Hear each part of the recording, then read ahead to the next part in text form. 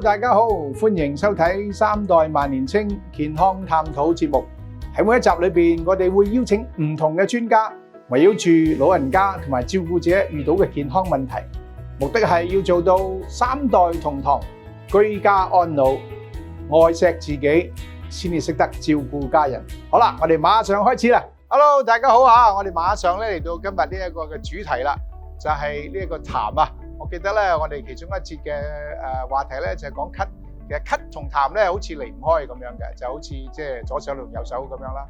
咁我哋咧今日咧亦都好榮幸咧，邀請到三位咧我哋嘅嘉賓嘅，有其中幾位咧一兩位啦，可能你哋已經認識㗎啦，就係我哋香港理工大學醫療科學博士阿林博士。聽講咧，你都有好多粉絲㗎嚇。第二位咧就係我哋第三代嘅呢一個負責人啦，就係香港濟眾堂中藥廠㗎。仲有就係我哋喺線上嘅咧註冊醫師、註冊中醫師阿佘醫師㗎嚇。好啦，我哋馬上將個話題咧，不如咁啦，都係交俾你先啦。痰呢樣嘢係咪同咳一定係綁住嘅咧？第一。痰呢樣嘢即又係咁樣啦，係咪咳咗出嚟、吐咗出嚟就冇事？因為咧，其實我哋係要好注重痰嘅佢背後嘅成因，唔好等我哋咧係有病都唔識得去醫咧。其實痰係我哋身體自我保護一種機制嚟。我哋咧嗰個嘅喉嚨或者我哋嘅氣管咧，其實長時間都會有一啲我哋叫 mucus， 即係一啲嘅黏液咧，去防止我哋嘅一啲可能病毒啦、細菌啦，咁啊經我哋嘅呼吸入咗去，好似一啲濾網咁樣，跟住你嗰啲嘅空氣係可以過得到，但係你嗰啲塵埃就隔住咗。咁隔咗，咁點算咧？梗係要掉垃圾啦。咁我哋會有啲絨毛，我哋叫 cilia， 就係撩下撩翻上去我哋嗰個喉嚨嗰度，然後我哋可以掠咗佢出嚟。整個嘅系統就係咁樣。咁但係如果你係已經係受到感染嘅話，呢啲嘅 mucus 呢啲嘅黏液係會多咗，跟住咧就會係令到我哋嗰個嘅氣管係備受刺激，然後就會造成我哋嘅咳。咁所以其實兩者係一個相輔相成，甚至係一個嘅惡性循環，即係話我有炎症就會有多痰，跟住痰積累得多就會令到炎症加劇，就會有更加多嘅痰。咁所以咳咗佢出嚟固然真係好啦，但係咳咗出嚟就叫做完症，就叫做係痊癒咧，絕對唔係嘅，因為你身體入邊繼續去整啲痰出嚟嘅。係啦，咁所以喺西醫嘅角度嚟講，就係化痰咯，咁跟住係止咳咯，跟住係消炎，咁所以保健品同樣都係有個咁樣嘅功效。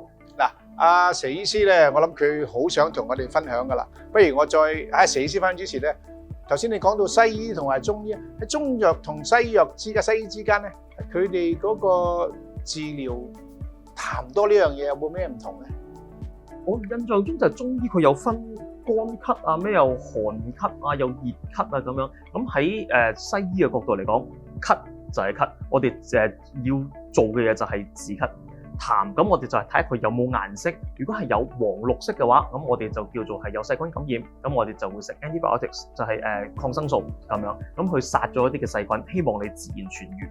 咁但係我哋就冇分乜嘢痰乜嘢咳咁樣。不如咁啦，喺方面嘅補充咧，我好想我哋阿佘醫師咧，同我哋嘅觀眾咧去分享下，到底喺中醫嘅角度咧，痰有冇分類嘅咧？從上一集我哋有講到咧，係咳到底係咪有分類嘅咧？咁樣。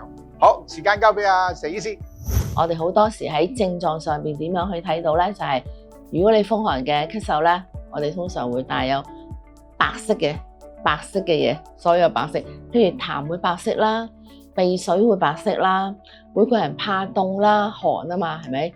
咁如果你風熱咧，我會見到咧就係我啲痰係會黃色嘅，咁而鼻涕咧亦都有可能淺黃，咁而風燥咧呢個咧就會你覺得喉嚨會好乾啦，鼻涕同埋嗰個痰咧亦都可能會係偏黃嘅，因為燥本身熱，咁佢風熱同風燥咧都會有啲類似嘅情況。哇，好多謝佘醫師頭先同我哋講，即係講得相當之呢個清晰啦嚇。中醫個角度可能同我哋中醫幾千年有關啦，咁同我哋咧濟眾堂喺香港咧都有幾十年有關嘅喎。咁喺痰方面啦，有啲咩解救咧？痰方面嚟講，我哋公司有啲產品，呢個還菌破，個成分有蒲公英啊、佢本身係有啲消炎嘅作用嘅。咁我哋中醫就好似頭先博士話齋，我哋就唔係治標有痰就去止咗痰啊，咳咗出嚟就叫做算嘅。我哋要治本，即係人係一個平衡陰陽五行金木水火土，其實每樣嘢都有拉楞嘅。咁可能舉個例子啦，香港人最常見普遍有嘅就係濕疹啦。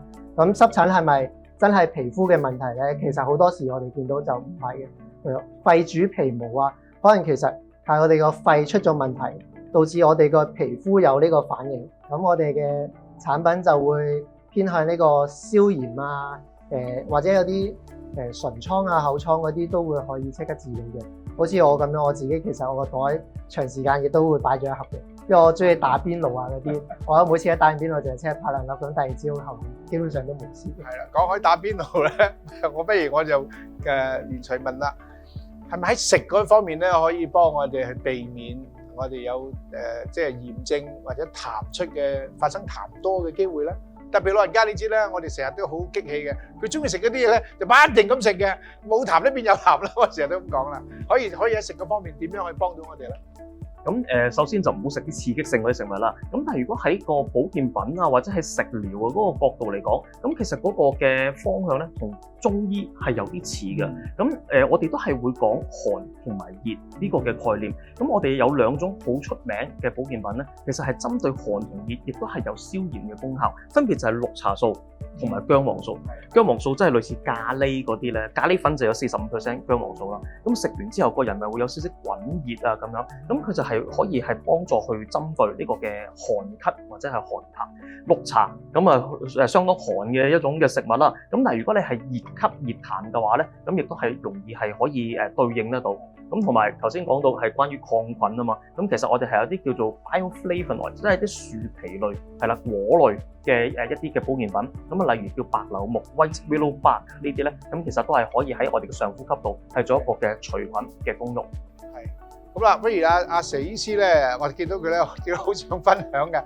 阿佘醫師啊，啱我哋講到咧，治療咧，我哋就知道中藥咧有佢嘅方式啦。咁喺呢一個避免咧，譬如我哋好細個成日都聽到咧小兒乜散啊嗰啲咁樣啦，就係等我哋食咗之後咧化痰，甚至乎咧你應該有痰嘅話咧都冇嘅咁樣。咁喺我哋譬如年紀大咗少少啦，咁50歲、60歲打後啦。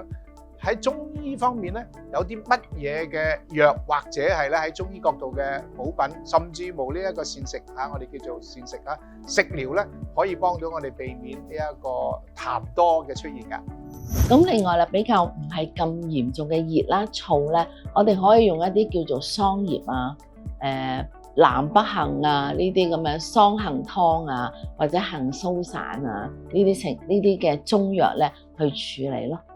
咁而內傷咳嗽咧，嗱講明內傷啦，一個係一個長期嘅問題啦。嗱，當你外感嘅咳嗽唔處理得好嘅時間，你就會演變咗咧，入咗我哋身體咧，就會演變咗一啲叫做比較長嘅問題，叫做久病啦，即係一啲比較長嘅時間嘅問題啦。咁佢會連累咧，就令到我哋身體五臟六腑失衡。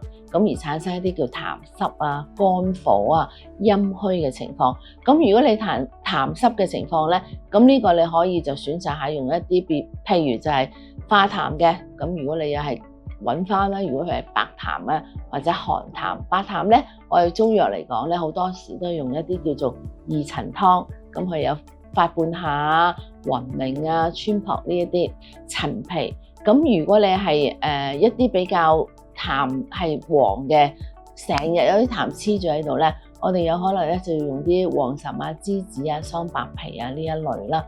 咁而我哋肝火啊，頭先同你講過啦，肝火嘅咳嗽啦，框框聲啦，或者甚至陰虛嘅咳嗽，即係夜晚嗰陣時咧，好多時有陣時夜晚都會見咧，我哋會用咧即係啲叫白合固金湯，即係百合啊、山地啊、熟地啊去治療嘅。咁所以好多人覺得奇怪，要山地熟地都可以嚟醫咳嗽咧，就因為你陰虛唔夠力咧，我哋嘅陰液，即係譬如我哋嘅血液同津液，俾一啲火灼到咧已經乾晒啦，個人就會有一啲熱嘅情況出嚟啦。咁通常咧喺夜晚咧特別明顯嘅。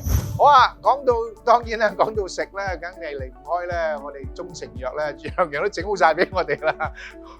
有啲咩可以再推薦俾我哋咧？唔一定要咳啊，唔一定要有痰先至食嘅，可以幫我哋避免有痰。避免有痰嚟講，頭先講到小朋友啦，其實小朋友起痰嘅時候，我哋一般會建議佢用呢個猴棗散嘅。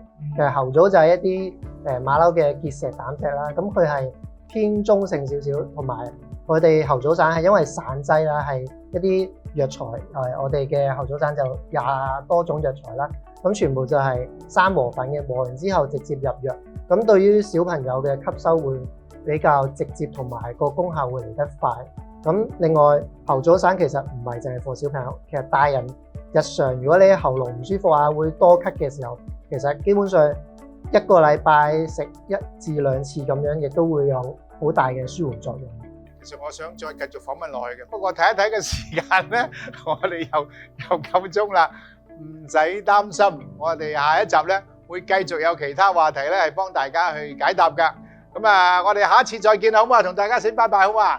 拜拜！好感謝香港濟眾堂中藥廠對我哋一系列節目嘅支持。大家去到香港各大藥房就可以買到佢哋嘅優質產品。同一時間要關心我哋萬年青嘅節目，可以去我哋嘅 Facebook， 又或者咧關注我哋嘅熱線電話4414743144147431。拜拜。